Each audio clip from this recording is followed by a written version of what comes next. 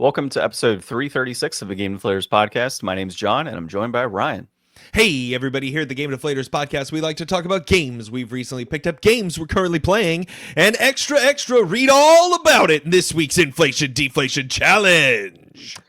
So, continuing with our Nintendo hard video games, we played Paperboy. And Oh my Ryan, gosh.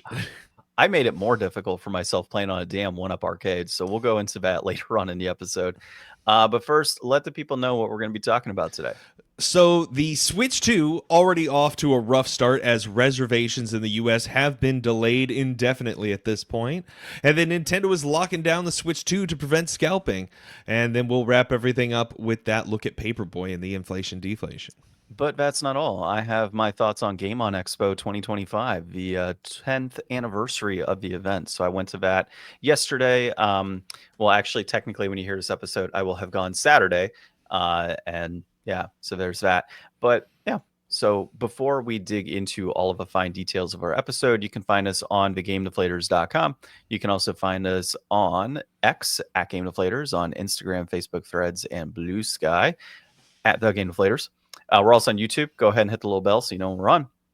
And then we have a podcast. If you're listening, go like and subscribe and download whatever application and leave 5-star reviews. And all that comes with those podcast applications, we'd greatly appreciate it. Okay. Recent pickups, Ryan. Recent pickups. So with Game On Expo, I'm just going to be like leaning over constantly, pick shit up. First thing is Once Upon Atari. So this is pretty much a documentary of like all the behind the scenes of everything you've always wanted to know about Atari and what was happening there during that period of time. And so this was directed by Howard Scott Warshaw, and I got Howard's autograph, which was kind of cool on there. He also signed my son's kids badge with the Ninja Turtles. So it's funny. My son saw him like writing out everything on the disc, and he's like, handing him his badge. I'm like, okay, there's your first autograph. So thanks to Howard on that one. Let's see. I got Magic cards, but this was from a few days ago. So Magic cards. What kind of Magic cards? For my Commander deck. Okay. So I picked this up from TCG. So Mana Drain, but I got this version, which let's see if it'll focus, but Japanese version. So normally, like, I think it's Antiquities that this comes out of. It's like $70 or $80 now for this card. This was like $25 for free shipping to get in Japanese. I don't know what it says on the card, but I could tell you what it does. So there's that. And then I got this card called Sphinx of the Second Sun, which also is going to be going in that Commander deck. So there's that. Go on. I haven't really had a chance to ask you, but like, what have you been thinking about all of these like unbans and stuff that have been coming out? I haven't seen any of them. No, what's been unbanned? I asked you, and I have no idea. I watched a couple videos. So March 31st, Prophetic Prism, High Tide. Nice. Banned Basking, Deadly Dispute. Interesting. But would it get banned in is a question. Okay,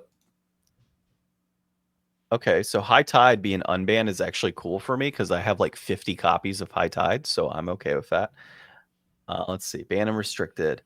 It looks like in Legacy, Sowing Mycospan and Troll of Khazad. I don't have either of those cards. Pauper, they banned. Basking, Brood Scale, Koldafa Rebirth. Oh, I have those actually. Deadly Dispute. That sucks that was banned. Prophetic Prism is unbanned, and High Tide is unbanned, which is solid. That was it. Not a ton, dude. Obviously they haven't mentioned anything about Commander on here, so yeah, those. I mean, that's kind of weak in a sense. It's just a Pauper format, so like, okay, it's a very specific format where you use commons to make your decks. So super low budget type of deck. I think everything's under like $100 or $80. And you consider 60 cards, 75 cents a piece. That would make sense, right? For those prices. Let's see. So also saw Darren Hupke, who we had a few weeks ago. Or I guess who I had a few weeks ago because you were out. True. Yeah. So a couple things he gave me with a purchase of his. So Cloud Strife collectible card. Pretty cool. Oh, cool. 32-bit library. Yeah, it's pretty nice. I like this. I got some stickers from him, which are pretty cool.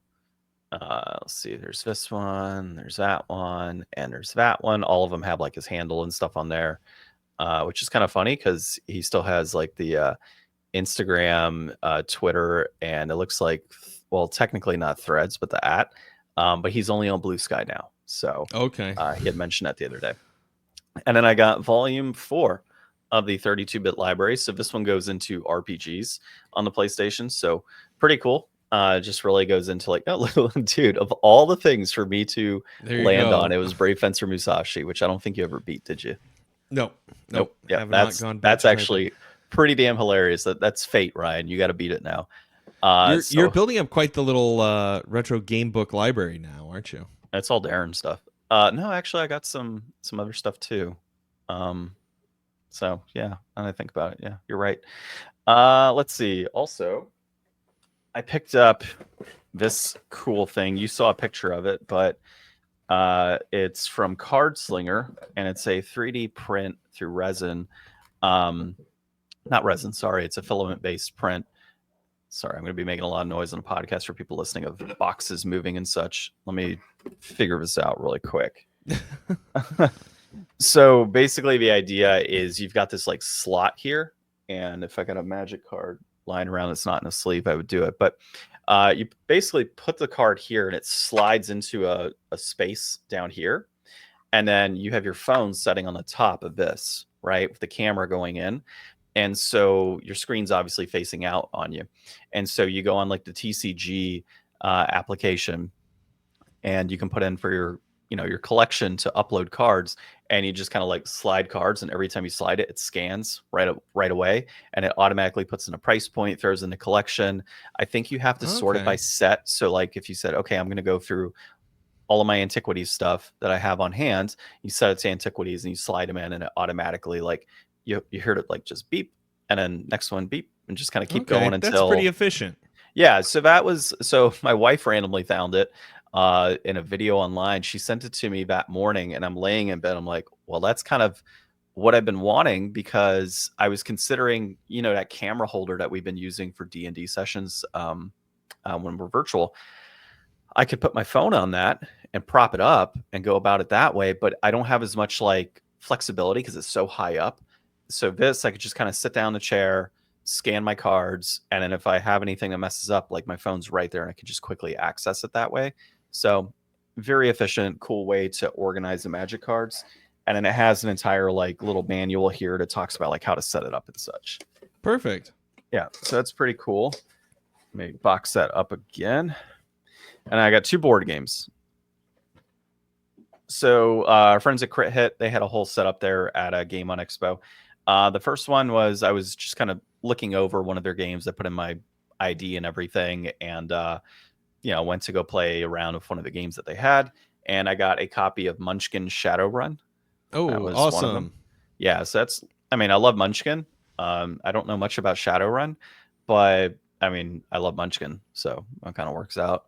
Shadowrun's a really cool like RPG setting where it's like futuristic, like cyberpunk, but with like trolls and elves and dwarves and stuff as well. That's cool. So it's like magic and tech and like cyber diving and all that stuff. There was actually a really fun like multiplayer arena shooter on the 360. There was a lot of fun for Shadowrun. I wish they had made more of those. But Nice. Otherwise, I think there's like a whole bunch of like, CRPGs and just a bunch of tabletop product for that. Nice. Yeah. Now that you mention it, does ring a bell when I worked in the game shop years ago.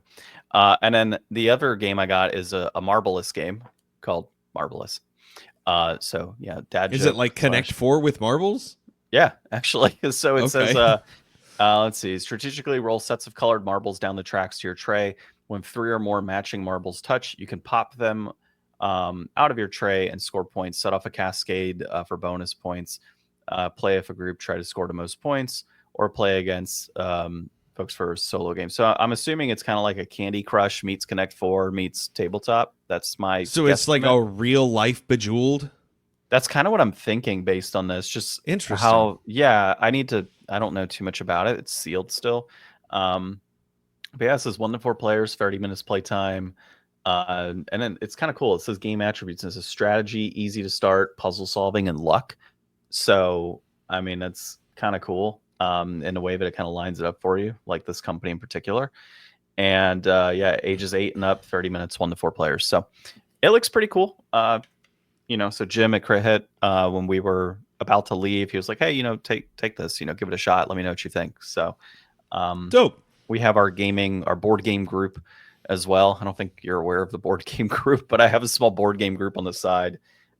Usually, it just kind of constitutes me, Rob, and my wife, and maybe one more other person on occasion. So Rob, who plays D&D with us, or not D&D, Magic. So yeah, he brings old board games over to my house all the time, and we just play old games. The dude has like thousands of games apparently in his garage. So he'll just say, "Hey, anything in particular?" I'm like, "I don't know, man. Just find something easy that you think we'd like." And Whatever you trip over. He just shows up with like several old ass games from like the 80s. And he's like, "Here, let's check these out." And they are phenomenal, dude. Like they're just so good. And it just kind of, I don't know, it makes you appreciate some of the games that they had back then you might not have considered. Or it could just be that we're older. So like he had a game a little bit back where the objective is just to roll dice and you score points D&D? based. No, it's not even, it's better than D&D. Not really. So you have this game board that kind of looks like an old school like 80s game show where it has like the point totals from 0 up to like 10,000, and you have to roll dice, and then based on like whatever configuration of dice you get to move up however many points. Oh, so it's like Yahtzee sort of. Kind of like Yahtzee, but a lot better than Yahtzee. And you just kind of progress your points. Whoa, those are bold words. Better than Yahtzee? Hey, I'm just saying, I've played both, and I enjoyed this a lot more than going Yahtzee and throwing dice. So it was cool. Like that one in particular. He showed us another game. I think it's called like Heimlich something. I don't remember. Heimlich isn't the name though. Huh? No, not the Heimlich maneuver. No, sir. Just Heimlich. Heimlich Ltd or something. It's like I don't know. It's a weird game. But you basically have like 10 sections, and then you roll dice, and then based on the dice, you're able to move meeples to different areas. And the overall objective is to try and gather X amount of points and such, to win the game. And then the objective is also there's like one individual who like you don't want to have win the game, right? And they know who they are, and like the whole concept is like to keep them from winning, but you don't truly know like who's against you. So I'm doing a really shitty job of describing it, as always, but it was a pretty cool, like easy, and one of those games that it took us several minutes to pick up, learn, and get to playing. And that's really what I kind of honestly like in board games, is just something that I can really get, into real quick and just have fun. Instead of, a session of, all right, let's sit down and read this rule book for 30, 40 minutes and everybody's bored and wanting to do something else by the end of the night. So, yeah. Which you can avoid that if you read the stuff in advance, which we tend to not read in advance. So that's all for my pickups. And then as far as what I'm playing, I'm still playing Fantasia Neo Dimension. Gotten a little further now, I'm about 18 hours in. The story has progressed a little bit here with your character Leo. He is kind of in this like other dimension. Like there's 3 dimensions so far. There's like the human area, like the human plane, there's the mechanical plane, and then there's like this outer plane of like, I'll just call it like purgatory basically, that you hang out. And the area that we were just in, this like purgatory type area, we learn more about his dad and the things that his dad was discovering about like the God realm, and why his dad died and things of that nature. So, and that's not a major spoiler because the dad's already kind of dead when you start the game. But like that's kind of picked up, and now he's like on this objective of, okay, I have to find Keena and Cheryl are the other 2 characters. I'm trying to remember. And then is it Prickle the robot? Yeah, Prickle the robot. And then there's Ez, which is another character, and then I forget the name of the captain for the ship, the Uzra, that you ride. But basically, the objective right now is to try and find all of those individuals because they were lost after we beat Vam the Malevolent in an area. All of those characters end up getting sucked into this like portal along with you. You got stuck in this like purgatory area, and they got time skipped. Yeah, something happened. So we're trying to find out where the hell they are. So that's where we are in the game. And then my wife and I, we picked back up Super Mario RPG. So that game, of course, is decently fun in what we're doing right now. Um, And you it's guys are playing the original, right? we're playing on the Switch. The Switch It's one? just Okay. easier because our son is upstairs, and that's where the game consoles are for retro. Um, so with that one, I mean, it's everything that I expected from a Mario RPG. Terrible story, decent gameplay, and some cheesy humor here and there, and very easy gameplay at that. So, um, yeah, that's pretty much Mario RPG in a nutshell for me so far. I couldn't tell you half of what's going on, just because other than like we're finding stars to save the world, which seems to be like every big Mario game, right? Finding some sort of 6 or 7 of something to be able to save the world. And Usually stars. yeah, usually stars. So that's where we are with that. Um, so I don't know what I'm going to play next with her, but it is my choice to play a video game next with, our together game. So I have to select something pretty soon. I've been Split Fiction. yeah, that one kind of caught my attention. But I also don't want to pay full price for that right now. The other one is Tomb Raider, the third one out of the remakes. So the next one for us would be the third one. So I'm kind of thinking that one is the next option. I think it's PS4, but that should be pretty fun to dig into and play. I'd like to play that one. I enjoyed the first two, so I think the third one I'll enjoy, and that seems to be the one that's like the highest price or has maintained the highest price point so far out of all of them. So yeah, I think it's the Nice. special edition one that I got, or no, not special edition. It's the like game of the year like DLC version. I don't know, but that's where we're at with that one. How about you? I know I had a lot So this week. I went to pre-release for Tarkir Dragonstorm, Oh, and nice. I chose Abzan for my clan, which is white, black, and green. I'm not so familiar with like all the special names for the different pairings and tricolor pairings, but it was a lot of fun. There was definitely more people than have been there for the draft, so it is kind of like they said. When pre-release happens, it kind of bolsters the numbers. So there was a bunch of people there. It seemed like a pretty good mix of people choosing different clans. So the way, if you're not familiar, I guess pre-release is already going to be over by the time, but you could probably still pick up the boxes. So they come with 5 regular packs and then 1 seeded pack that's supposed to be kind of more so in line with your colors.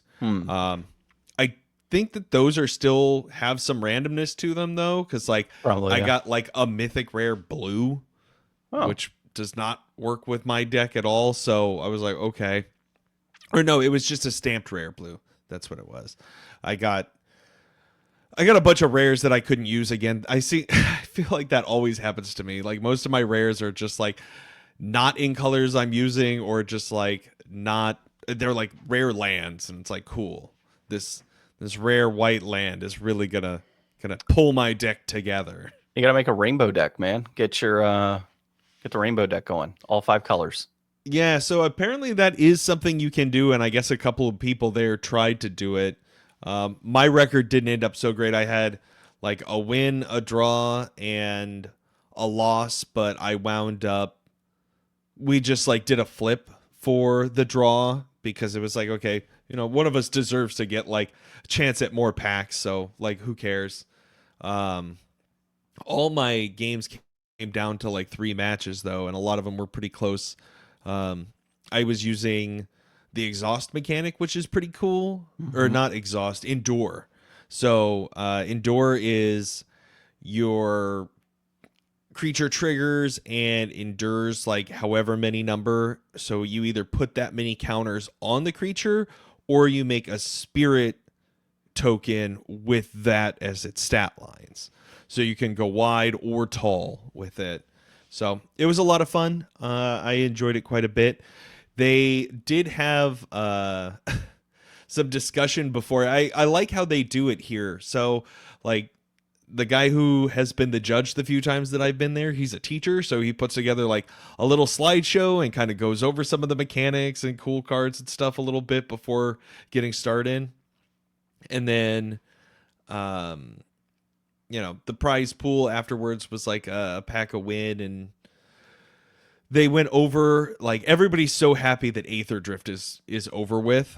Nobody really liked that, so they're going to be doing straight Tarkir drafts all the way up until the Final Fantasy set is released. But they did kind of have a cautioning, which kind of leads us into the first article a little bit, which we'll get to. But like, with tariffs and stuff on the way, like, those Final Fantasy set coming in June might be, even more expensive than it was already going to be, or in very short supply, which it was probably already going to be. So they're keeping their fingers crossed that we'll be able to have some fun then, but they are worried that it's going to come down to doing like a lot of chaos drafting and whatever else is lying around. So Hmm. does not bode super well for the future, but for now, I think Tarkir was a lot of fun. I'm looking forward to going back and doing some more drafting. I really want to get some of those cool dragon lands. Have you seen those? I haven't yet. No.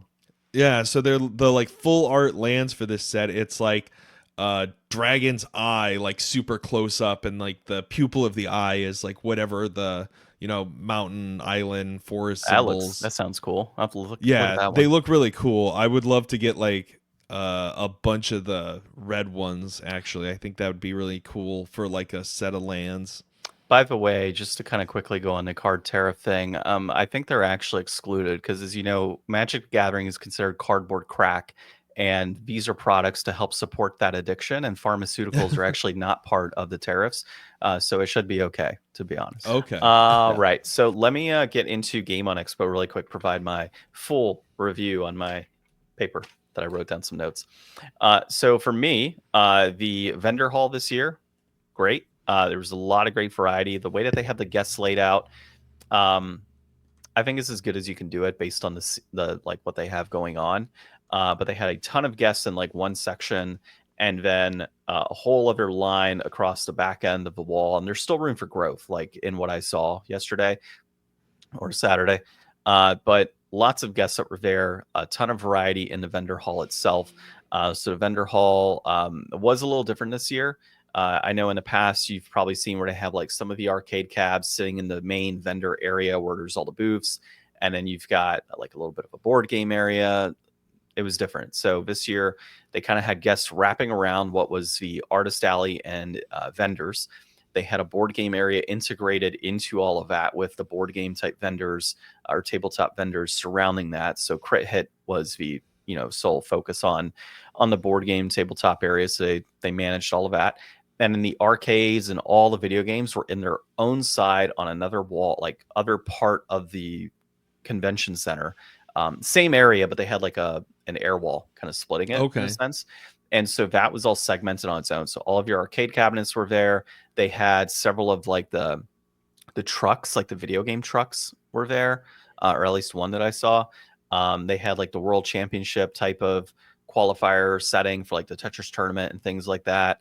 An area that was dedicated to fighting games, an area that was dedicated to retro, a whole bunch of PCs set up, uh, pinball machines. So it was your pachinko machines and claw machines and all that. They had like one area that was like just fat with a giant inflatable Pikachu in the middle of it, which is kind of cool.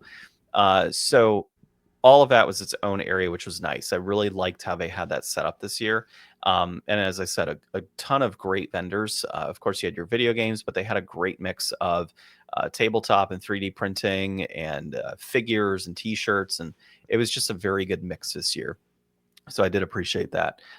Artist Alley, I tend to not dig into a little too much, but I did, and I happened to see our friend Darren Hupke there at 32-Bit Library as I Cool. was passing by. So kind of happy I went through that area, and then met some new people that I'm not going to go into it on here. Don't want to show all the cards, but um, going to have some guest interviews in the future with people that we met. So that'd be pretty cool. We'll dig in deeper into their careers, and then got to see our old friend Paul. So had a good time chatting with him and some of the Love other Paul. folks in that area. Yeah. So Paul Niemeyer is always fantastic, as well as our friends at Premium Edition Games. Talked with them for a bit and just chatted about some of what they have going on. Let's see. This year they had outdoor music. I think they had it last year. I don't remember, but they definitely had people playing outdoors, like concert setting, with food trucks and things on the street. So that was pretty cool to kind of have like, hey, if you don't want to be inside the whole time, the weather's great. Come out, listen to some awesome music or video game music, and have a beer or coffee or whatever, and like just kind of chill. And so that was a pretty cool setting. Yeah, they had like the street closed out this year or something, hmm right? Yeah, yeah, it was super cool. I kind of wish I had more out there, like more food trucks and more vendors. That would have been a pretty cool experience. But they didn't. But that's okay. It's an area that there's room to grow, right? And kind of make that happen long term. Um, I did not check out any panels. It's very rare that I do. And when you have a toddler running around with you, it's kind of difficult to check out panels, given how loud he can be. Not that he's always loud, but you just don't need the outburst at random, potentially during a panel. And but I did have some friends that went to a panel or two, and they definitely enjoyed what they were able to see and listen to. Let's see. What else do I have here? Just to kind of go back into the board game section of it and how it was tied up. They had the whole, as Jim had talked to us about, they had a whole area that was like TTRPG focused, where people could sit back and play games in more of a quiet setting. And then they had the painting stations of lighting and lamps and everything going on. So one of our fellow D&D players in our group actually painted a few minis of her husband. It was the first minis they ever painted. So it was cool for them to sit back and like learn different methods of painting with like experts that were on hand. And it's free paint, right? And just kind of chilling out and doing their thing. So they enjoyed that. And then in terms of the crit hit area, they had, similar to what they had at their event, they had these shelving units, like rolling shelves. They had all the board games. You would give your ID, check out a game, go play it, hang out. And then they had giveaways where after you played a game, you could roll to try and win one of the potential games that they had. So that was super cool. And yeah, I mean, that's in a nutshell. That was my experience this week at Game On Expo. I think for out of the like 4 or 5 shows that we've been to, this was my favorite. The way it was lined up, and so I'm happy to see that the event has continued to grow and continued to utilize the space effectively. And there's only further room for growth down the road, just based on how they had it laid out. So as always, there's a few tweaks that you can do here and there to really enhance the experience. Like some vendor room layout stuff, I would say you might want to adjust, but in the grand scheme of things, I thought it was a great event. Yeah, just bigger and better every year. Yeah, always fun. And of course, Tony Hawk was there. I got a glimpse of Tony Hawk in the distance. I didn't have a VIP pass, but I took my picture from far, and I got to see Tony Hawk in person, I could say. There you go. All right. So let's see. Let's go into our articles this week. So All right. Nintendo delays the Switch 2 pre-orders in response to the Trump tariffs. This was written by Michael McWhorter at Polygon, and this is your article. Yeah, so we got to, if you didn't hear our like midweek episode on April 2nd, Nintendo did their whole Switch 2 reveal launch, and it was like a good solid hour of games, going over more about the Switch. And I think it was pretty impressive. Everybody has been just pumping out videos talking all about it. Well, a couple days after that, we get a new announcement with the new tariffs announced by the administration here in the U.S. Nintendo responded by indefinitely delaying the pre-order window for the Switch 2 in America, so that they can gather what this is going to do to pricing, and where they were at before with $450 for the Switch 2 or $500 with the bundle with the digital Mario Kart World. Now that's kind of in question, and a lot of people already thought that was going to be kind of pricey, and $80 or $90 games were going to be kind of pricey. Well, now we can all look forward to paying a lot more for everything that we love, as I talked earlier with Magic, and now we're talking about it with games. And basically we're all going to be paying a ton more for things in the future, and have fun with that, I guess. Well, I'm not going to pay more because you're going to make a special trip to Canada, and you're gonna go get a Switch 2 and then bring it back to the US and ship it to me. Then I don't I have don't to know, pay. man. I would hate for somebody to go through my phone and then like deport me to a Guatemalan prison or something. Over a Switch 2. Yeah. So it's That just that would be your luck. Yeah. yeah, it's just one Contraband. of those things where there's not a lot really to say at this point. Definitely be aware of, anything. I was watching a video earlier basically of eBay listings for pre-orders, and any of those pre-orders out there that say they're a US pre-order, definitely look at that with some skepticism, because while you may be able to get, pre-orders in like I think like Canada and Australia, and I don't know if Europe has their pre-orders right now, but that's They do. mostly what the video I was talking about was saying, that they're seeing Canadian and Australian pre-orders that are going up for sale. But so right now there shouldn't be any way to get a reserve in the US for it. But yeah, it's gonna be a bumpy road. I mean, I think that Nintendo still, has the golden path laid out for them, but with America being, one of the largest consumers in the world of a lot of things, unfortunately, it's up to us to pay for all of that, because rich people don't really understand how changing numbers affects regular people. So this kind of goes against what we had talked about on Wednesday, where I said, hey, I think this high price maybe factor in, tariffs and inflation and things of that nature. Clearly it did not. And it's kind of interesting that Nintendo was like, yeah, $450, and didn't consider when there were looming tariffs already kind of being discussed from a global basis, that this would not have been a factor in their decision to maybe say, hey, pricing is to be determined, or we will be US pricing, I think like maybe even just US pricing, like US pricing and pre-orders to be determined based on like tariffs, something like anything along those lines, to instead of this, like, it feels like a bait and switch for US consumers to say 450 and $80 games, and then, oh, hey, 2 hours later, Trump announced tariffs and we didn't think about well this in advance. that's kind of the thing though. Like, Nintendo's a Japanese company doing worldwide business, Yeah. and they've taken 8 years to announce this. Like, there would not have been great news if they showed off the Switch and didn't give like a release date and a price point. Like, everybody would have been like, what the hell? So, they put out what their manufacturer recommended sale price is, and then the government said, no, everybody's going to pay more than that, because Americans are notoriously known for having excess money right now. Well, what I mean by this is they could have, for the US specifically, they could have said to be But like, the determined trailer we on. got was for the US. Like, every Well, other country got their own cut.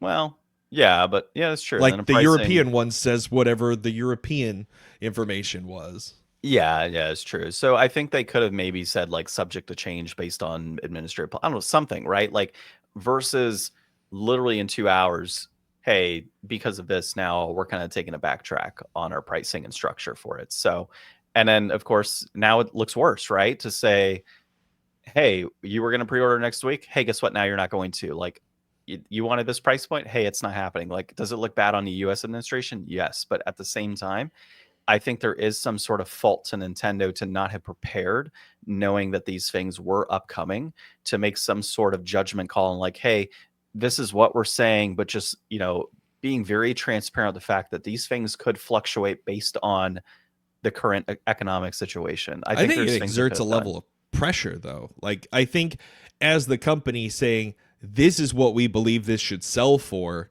and then, another entity stepping in and changing that whole thing, like, that really wasn't Nintendo's idea or their, intent to begin with. And it's an Hmm. across the board kind of thing too. So for like Nintendo specifically to come back and be like, well, pending the US government, this is what we're going to do. Like, that's a little bit too bold on their part. Whereas now it's like, all right, all this consumer backlash But could be targeted at Nintendo, but realistically, that's not the right target for any of this. it still is though, because Nintendo's price point. Did you see the whole thing on like the $80 price point. They had a Mario Kart World stream, and everybody's commenting on there saying like lower the price. So consumers have already been pissed off at Nintendo for the higher price point Yeah, based on but what when they're that putting out. $80 game is $120, Well, yeah, that's not now. Nintendo's fault.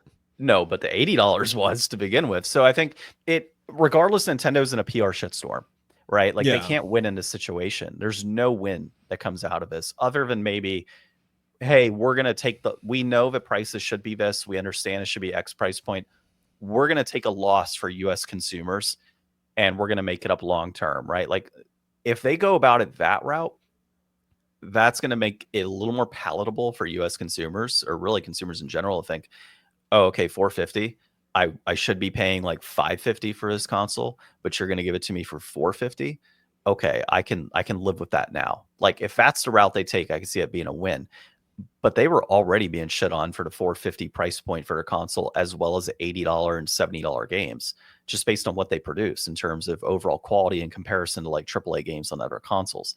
So Wait, what are you talking about? Nintendo AAA games are always like through the roof with quality. okay, I see the sarcasm there. Like Well, Pokemon. no, but I mean, like every Mario and Zelda game is like top tier gaming. No, yeah, top tier gaming. I mean, in terms of like graphics and the things that people think are going to cost more money to produce those games. I'm not saying that they're not doing a good job of their games, but like Well, Pokemon, all the games are going to be Pokemon's in 4K now. Like that's a graphic improvement. Pokemon's a fine example, though, right? The most recent Pokemon games. Would you argue that those are like top tier AAA graphic games? Yeah, but that's not a Nintendo first party game.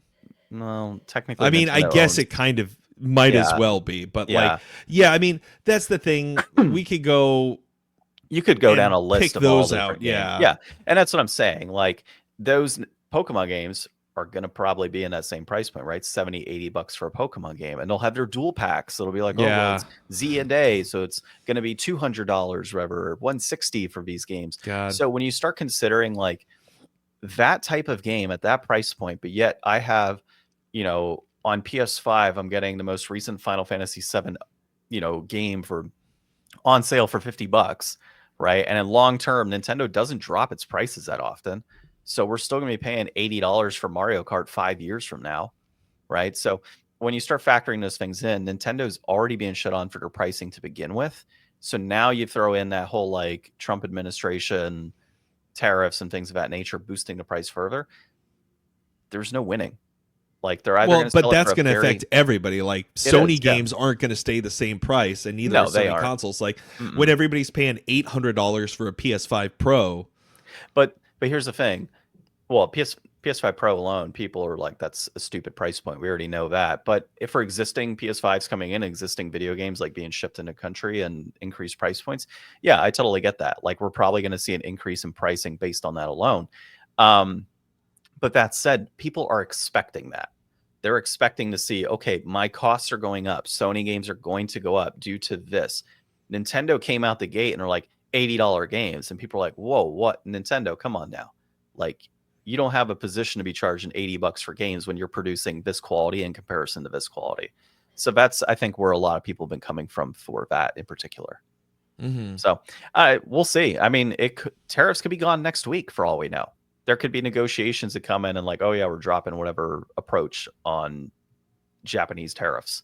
So, I mean, we really don't know. I was telling a buddy of mine, just going into like the economic side of it, I was like, give it a couple weeks, right? Like this could just be a negotiation tactic. It could be a permanent tactic. I mean, we don't truly shoot know. First, ask questions later. Yeah, we really don't know what's happening with all that. So there could be negotiations on the back end with some of these companies to produce their products at a cheaper rate. Hey, you're a US based distributor. You're going to have to lower your fees for us to be able to maintain X pricing. I mean, there's a whole ton of things that could happen to adjust the pricing or keep it the same. So we'll just have to kind of wait and see what's going on. And of course, Nintendo is working on that now as we speak, and as you listen to this recording. So, but anything else on that before we dive into the most wonderful but also worst thing possible for gaming? And that is that Japan is getting a cheaper Switch 2, but there is a catch to it. And the big catch is you better learn Japanese.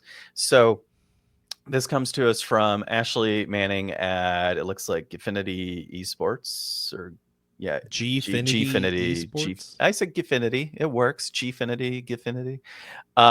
It's all the same, Ryan. It's all the same. It's just vowels and consonants. So basically, what's happening here is Japan is releasing a Switch 2 at, I think it's like 380 something. It's much lower. It's like almost It's gonna be $100 lower. 337 with the conversion. Yeah, so for 37 with the conversion. But what they're doing is locking it to Japan in terms of the actual language settings. So if you want to go into this console and mess with the settings and such, it's all Japanese. You can't do any other language. So the idea here is to ensure that Japanese consumers are getting a lower cost Switch for their region. And then it also prevents scalpers from coming in and picking up all of these low end cost Switches that are, $330 and then shipping them off to other countries to make a profit. So I kind of like this, but at the same time, it also region locks those systems in a way, right? I mean, region locking has been kind of like an on and off thing throughout video game history. Like some consoles have had region lock, some haven't. Like we got my wife's PS4 Pro in That's not region Japan. locked. Yeah, Well, and that was completely unregion locked. And the PS3 was not region locked. The PS4 is not region locked. The PS5. The only ones that are region locked were PS1 and 2 from that gen. Xbox, I don't really know. I haven't really messed with Xbox. But then you had, I think the Wii U, I want to say it was not region locked, and then the Switch, of course, is not region locked. The Wii U might be actually. But yeah, so Nintendo, in terms of region locking, has always kind of region locked their consoles, even back in like Super Nintendo days and Nintendo. Like there were things you could do in N64. There were things you could do to play Japanese games on your US based device or North American device. But it was difficult back then. Nobody truly knew, right? I think I want to say at the N64, you have to cut like pieces of a cart off to be able to get it to fit correctly into the console. So there's little like tricks there's like no that. like language options or anything like No, that. no, exactly. So you'd be needing to know Japanese back then, or I mean, now with modern technology, we do have the ability to much more easily kind of, self-translate and play games, but it's definitely not not the easiest thing to do for sure.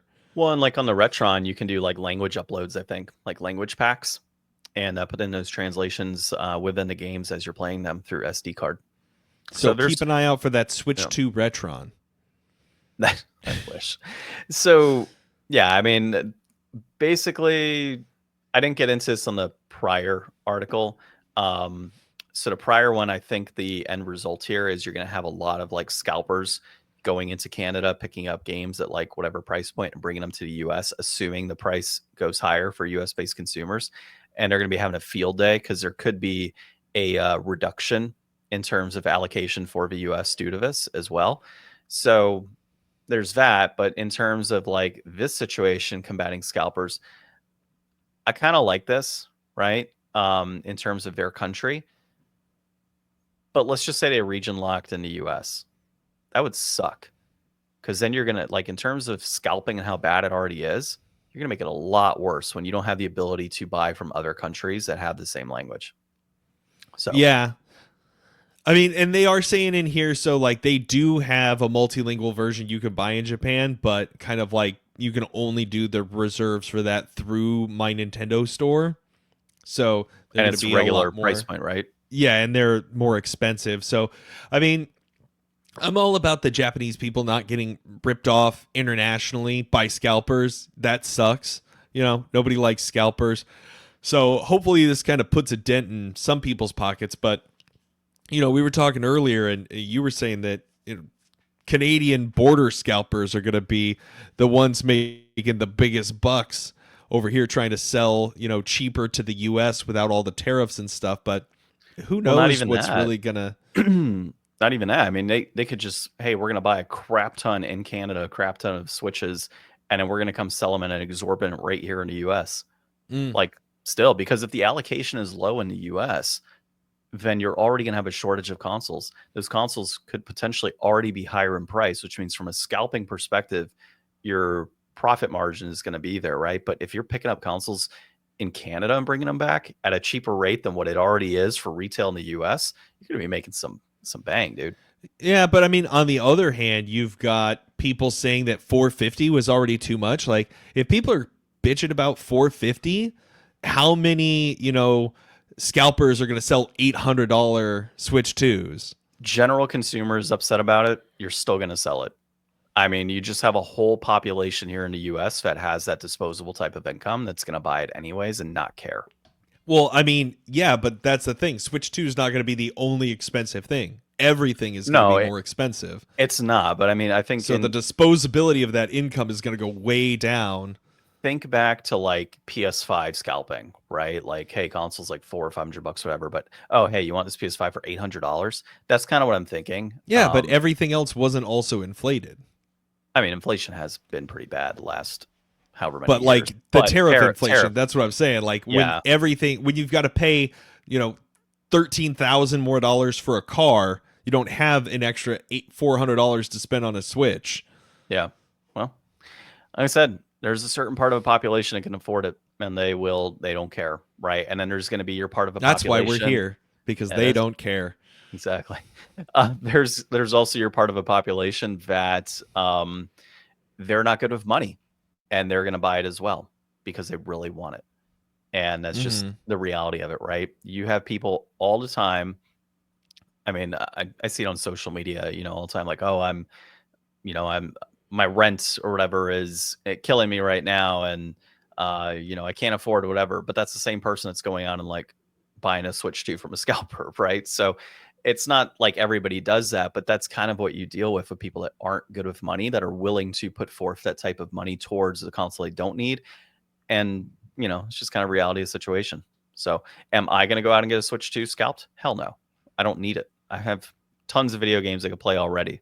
So, and there's other ways to play games anyways via, like Steam sales and things like that, and free games through Epic Game Store and such. So unless you're like really, needing to play that Mario Kart, the old Mario Kart's still there. So Yeah, and if you don't have old Mario Kart, there's always Paperboy for the NES. Nice transition, Ryan. What is our timestamp there? Yeah, I got it. So okay. we played Paperboy for the NES this week. This was developed by Atari Games, Eastridge Technology specifically for the NES version, and Midway Games.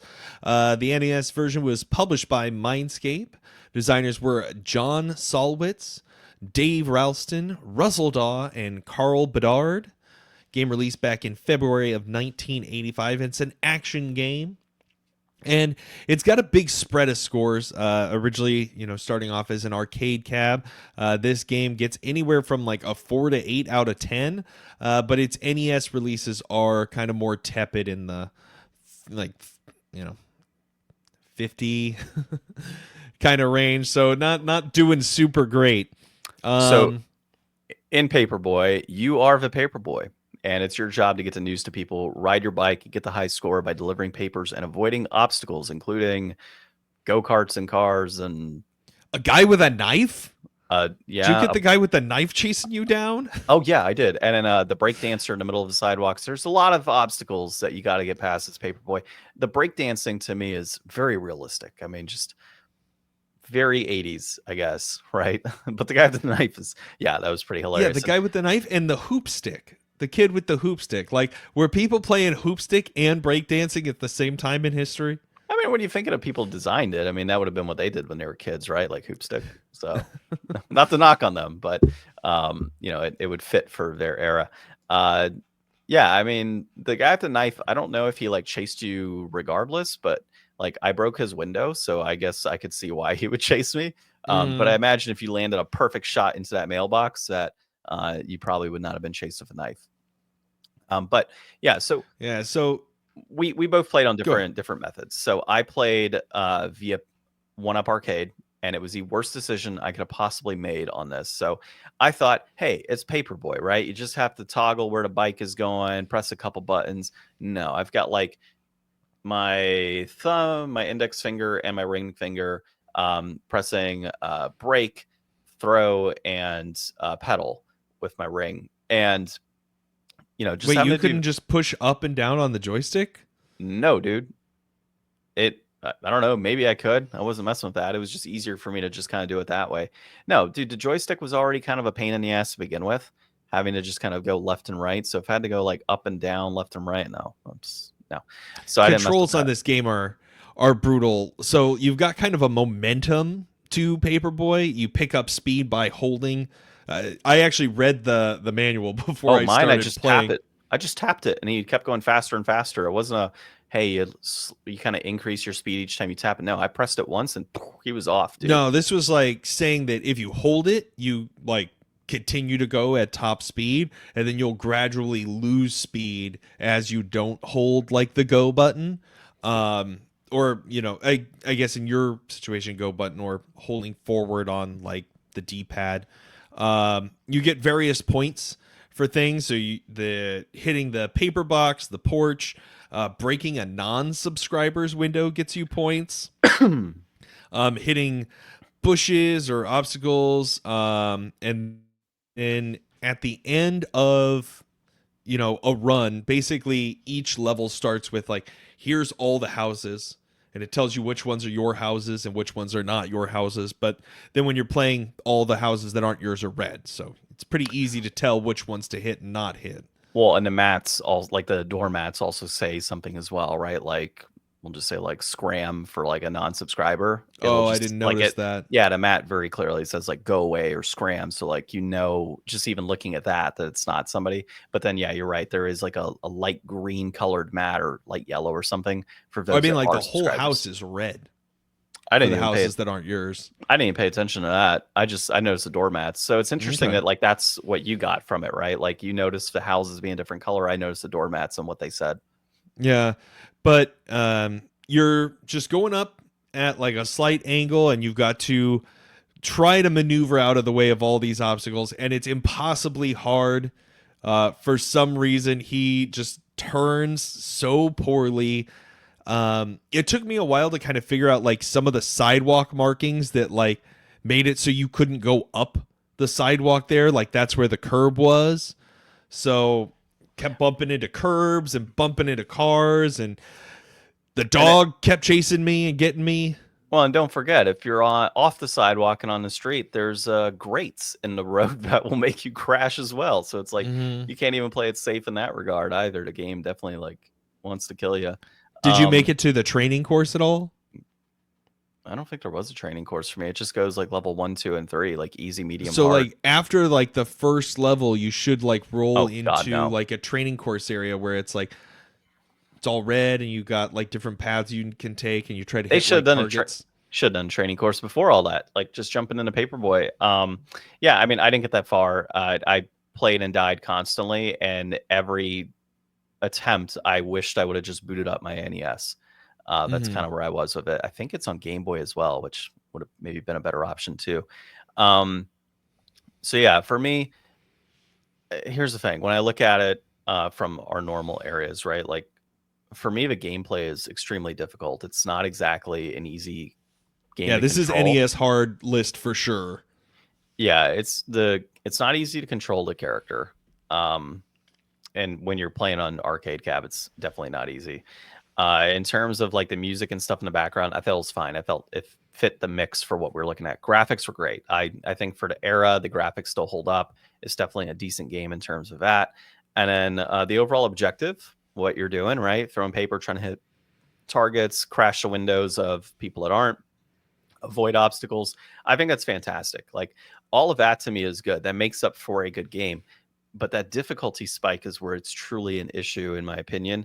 And it's a bit much at times, right? Like even in the easy mode, where hey, I'm picking up this momentum pedaling and I got to hit my brake, but like you got this wobbly bike situation going, plus the need to throw paper. It's a tough title. And it's one that I looked up like how long it would take to beat this one. It's apparently an hour and a half. And if you want to experience all aspects of the game, 4 hours. I think it's probably an hour and a half just to get a good run in. Like, I don't, Yeah, that's, it was. maybe long term when you're better at it, you could speed through it a little quicker. But yeah, it's a tough game for sure. Yeah, it was definitely a tough game. I felt kind of strangely compelled to keep going though. Like it's weird, and you got that from was it the Space Noid game we played, or was it the one before that? Cybernoid was one that I felt more compelled to keep playing. Yeah, The first it's one's weird. Mega Like Man. some of these hard games are just like, get away from me. Like, whoever had fun with this? And then others will kind of grab you where it's like, all right, I see what I could have done there. Yeah. I get how to get around this obstacle now. I could do better next time.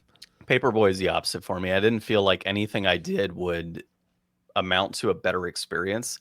I can appreciate it, and I think there are people that are going to like this game, but this one isn't for me. And it's not a matter so much of like, hey, this is a hard game, I don't want to play it. I guess you could factor that in. It is a pretty difficult game, and it's not exactly appealing to consistently crash into stuff. But at the same time, there's not a lot going for it outside of like obstacles, throwing stuff. Like, I get what they're doing, but it's just not my type of game at the end of the day. I am looking forward to our next one, though. We're going to be playing Battletoads next week. I've played it before, and there's a certain point where I just can't get past it. But once you get gravity past bikes, gravity bikes. Yeah, that'll get you. I might have save states on that one. Luckily, the Retron does save states, so I might just do that. Once I get that gravity bike area, save states galore, and we'll see if we can get past it finally. But yeah, like that's the type of game I'm looking forward to. Versus Fist. Well, all right, brass tacks. Yeah, brass tacks on this one. Paperboy coming in complete inbox at 5181. That peaked at 9289, and I didn't write down when it peaked. But a loose copy that'll run you 1870, and that peaked at 2279 back in January 2001.